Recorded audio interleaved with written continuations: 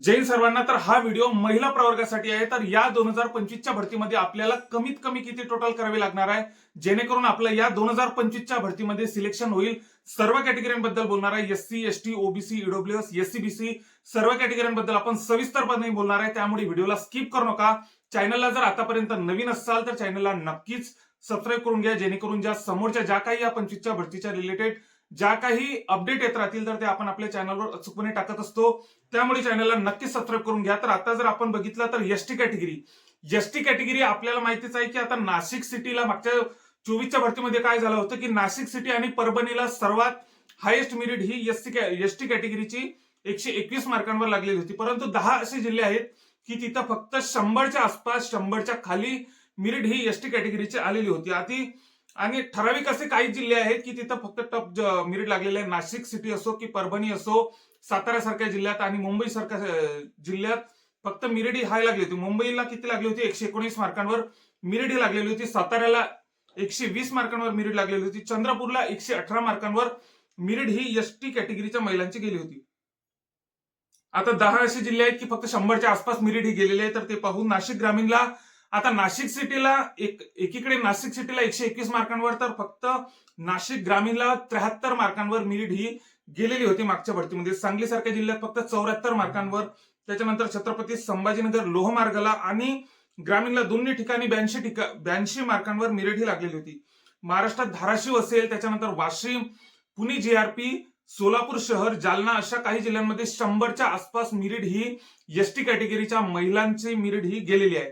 ST कॅटेगरीच्या महिलांबद्दल जर सांगायचं झाल्यास तर आता आपल्याला मागच्या 2024च्या मेरिट वरून काय आढळून येते, तर आपल्याला नाशिक सिटी, परभणी, सातारा, त्याच्यानंतर मुंबई शहर, चंद्रपूर या 5 जर जिल्हे सोडले तर त्याच्यानंतर 100च्या आसपास किंवा 110च्या खालीच आपल्याला मेरिट ही येताना दिसत आहे। जर या भरतीमध्ये आपण जर 110 जर क्रॉस केले, 107-8 जरी क्रॉस केले तरी आपल्या सिलेक्शनचे चान्सेस हे भरपूर प्रमाणात आहे। तर आता पुढची कॅटेगरी बघू, ओबीसी कॅटेगरी।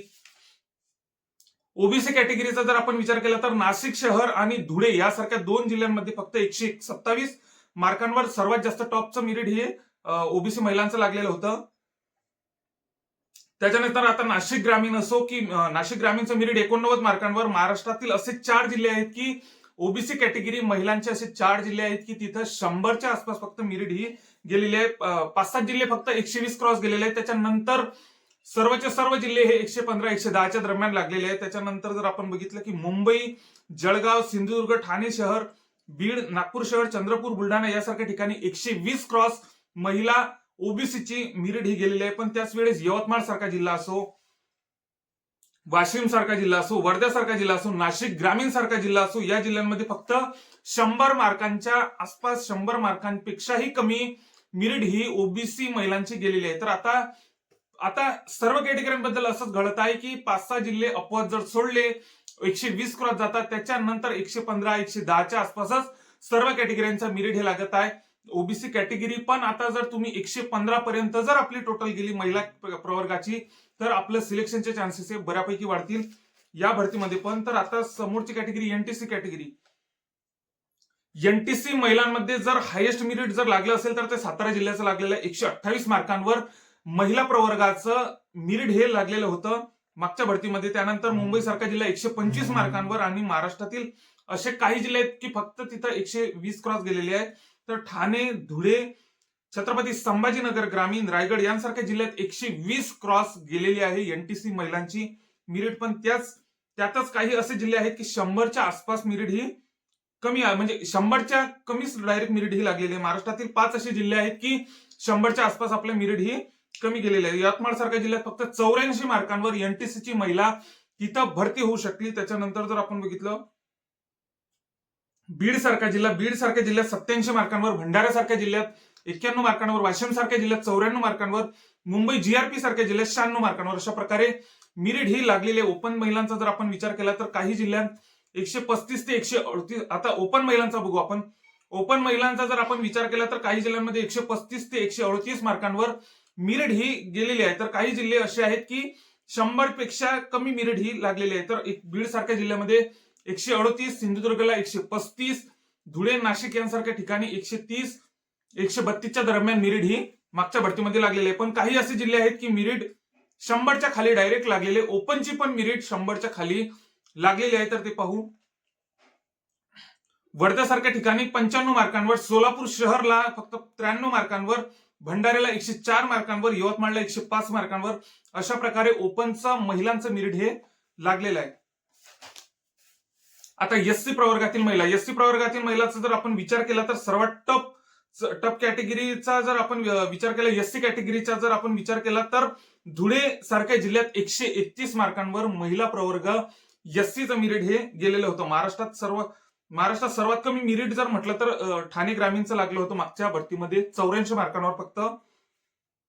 मग आता काही जिल्ह्यांमध्ये आता नाशिक सिटी झालं, बुलढाणा असो, मुंबई शहर असो, 119 मार्कांपर्यंत मेरिट ही लागलेली होती आपल्या एससी कॅटेगरीच्या महिला प्रवर्गांची. ठाणे, रायगड यांसारखे जिल्हे 116 मार्कांवर येऊन थांबले. त्याच्यानंतर हे टप जिल्हे आहेत आपल्या एससी कॅटेगरीच्या महिला प्रवर्गांचे. तर आता ठाणे ग्रामीण 85 मार्कांवर लागलं, भंडारा, मुंबई जीआरपी यांच्यासारखं मेरिट हे 93 मार्कांवर लागलं, यवतमाळ सारख्या जिल्ह्यात फक्त 94 मार्कांवर लागलं, पालघरला 95 मार्कांवर लागलं, मीरा भाईंदरला 97 मार्कांवर लागलं.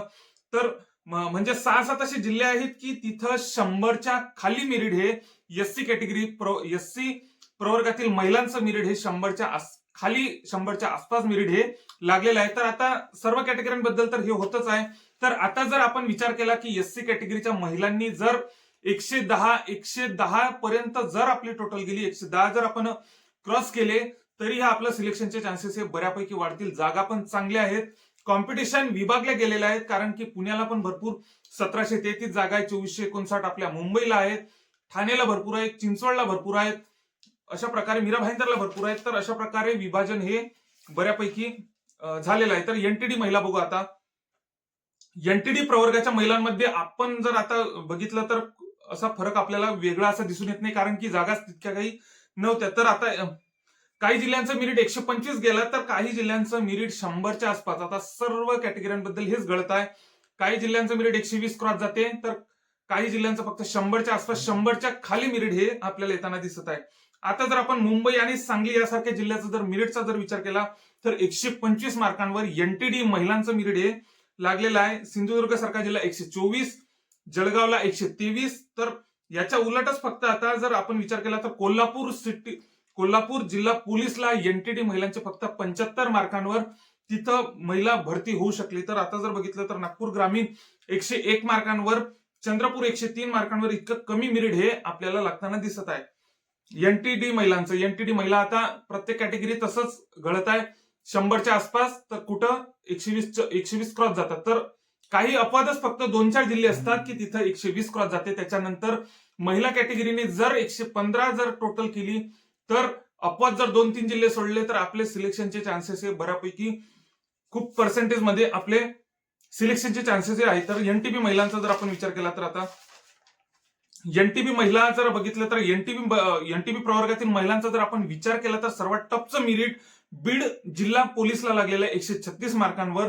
त्याच्यानंतर जर नवी मुंबईला एक जागा होती, पण एकही महिला एनटीबी महिला तिथं उपलब्ध झाली नाही. नवी मुंबईला एक जागा तशीच खाली गेली.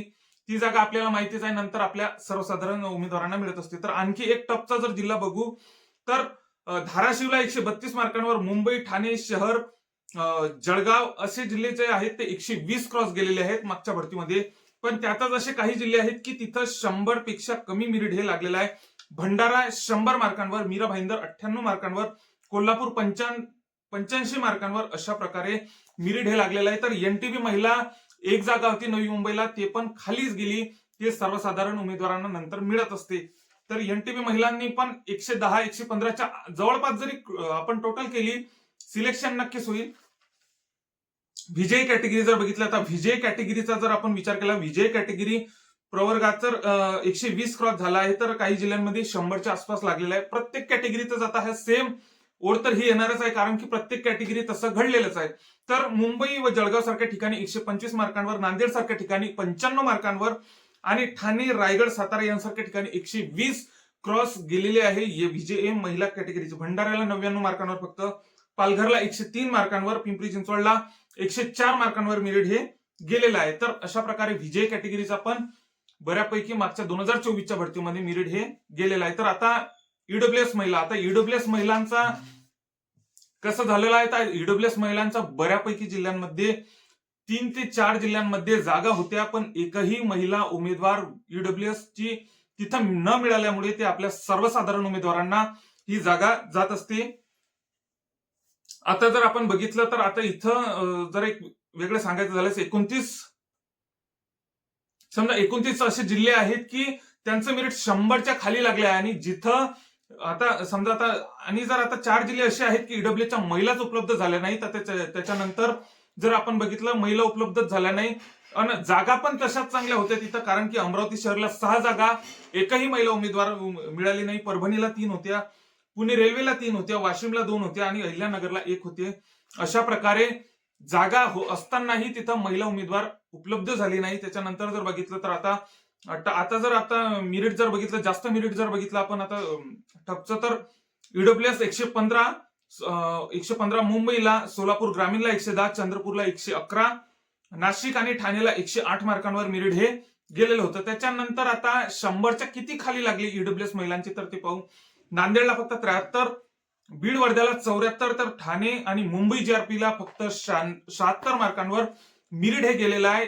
ईडब्ल्यूएस महिलांच्या जागा 5-6 जिल्ह्यांमध्ये होत्या, 5-6 जिल्ह्यांमध्ये डायरेक्ट महिला उमेदवारच मिळाली नाही, त्याच्यानंतर त्या सर्वसाधारणला जात असतात. तर एकंदरीत जर आता महिला प्रवर्गासाठी जर काही सांगायचं झाल्यास, तर महिला प्रवर्गाने जर आता एससी, एसटी, ईडब्ल्यूएस आणि एसबीसी या ज्या 4 कॅटेगरीच्या महिला प्रवर्ग आहे, यांनी जर 105, 110च्या जरी त्याच्या खाली जरी आपण पेपर पॅटर्न नुसार जर 100च्या आसपास जरी आता आपण जर टोटल केली, म्हणजे कठीण पेपरमध्ये जर आपण 105, 100च्या जरी आसपास आपण टोटल केली, तरी आपलं सिलेक्शनचे चान्सेस हे बऱ्यापैकी वाढत असतात. त्याच्यानंतर जर सोपा पेपर जर असला तर 110, 112च्या दरम्यान जरी आपण टोटल केली तर नक्कीच आपलं सिलेक्शन हे होऊन जाईल. आता जर इतर कॅटेगरीच्या महिलांचा जर आपण विचार केला तर 115 पर्यंत आपल्याला टोटल ही करावी लागणार आहे. इतर ज्या बाकीच्या कॅटेगरी राहिल्या तर एनटीसी, एनटीबी, विजय, ओबीसी यासारख्या महिला प्रवर्गाला 115 पर्यंत आपल्याला टोटल करावी लागणार आहे. तर आता जर आपण मागच्या 2024च्या भरतीचा जर आपण विचार केला तर कसं झालेलं आहे की, कारण की आता प्रत्येक कॅटेगरी बद्दल एकच सेम घडलेलं आहे की आता कुठं कुठं 100च्या आसपास काय 100च्या खाली मेरिट ही येताना आपल्याला दिसत आहे, तर कुठं 120 क्रॉस झालेले आहे. तर आता 2-3 जिल्हे तर असे असणारच आहे की तिथं 120 क्रॉस जाणार आहे. प्रत्येक कॅटेगरीच्या महिलांचा 120 क्रॉस 2-3 जिल्ह्यात जात असतात. त्याच्यानंतर सर्वच्या सर्व जिल्हे हे 110, 115, 105च्या दरम्यान आपल्याला लागलेले दिसत आहे. तर आपण आता टार्गेट आता आपण जर विचार केला तर 110, जर तुम्हाला सेफ आकडा जर पाहिजे असेल तर 110 ते 115च्या दरम्यान आपण टोटल करायला पाहिजे. एका जागेसाठी जर असेल तर एका जागेला आपल्याला 120 क्रॉस होताना कोणती कॅटेगरी असो आपल्याला ते दिसणारच आहे. तर अशा प्रकारे आपण यावर आता सविस्तरपणे चर्चा केलेली आहे. तर सोबतच आता जशा काही आता या भरतीच्या रिलेटेड आता 11ला तर आपलं ग्राउंड हे नक्कीच चालू होणार आहे. हॉल तिकीट पण आता 5 फेब्रुवारीपासून येऊन जातील. तर आता जशा काही याबाबतच्या आणखी काही प्रॉपर अपडेट भेटत राहतील तर ते आम्ही आपल्या चॅनलवर टाकतच असतो. हा स्पेशल मी महिला प्रवर्गासाठी व्हिडिओ बनवलेला आहे, तर त्यांनी नक्कीच आपल्या चॅनलला सबस्क्राईब करा व इतर मैत्रिणींना पण आपल्या हा व्हिडिओ नक्कीच शेअर करा. जय हिंद.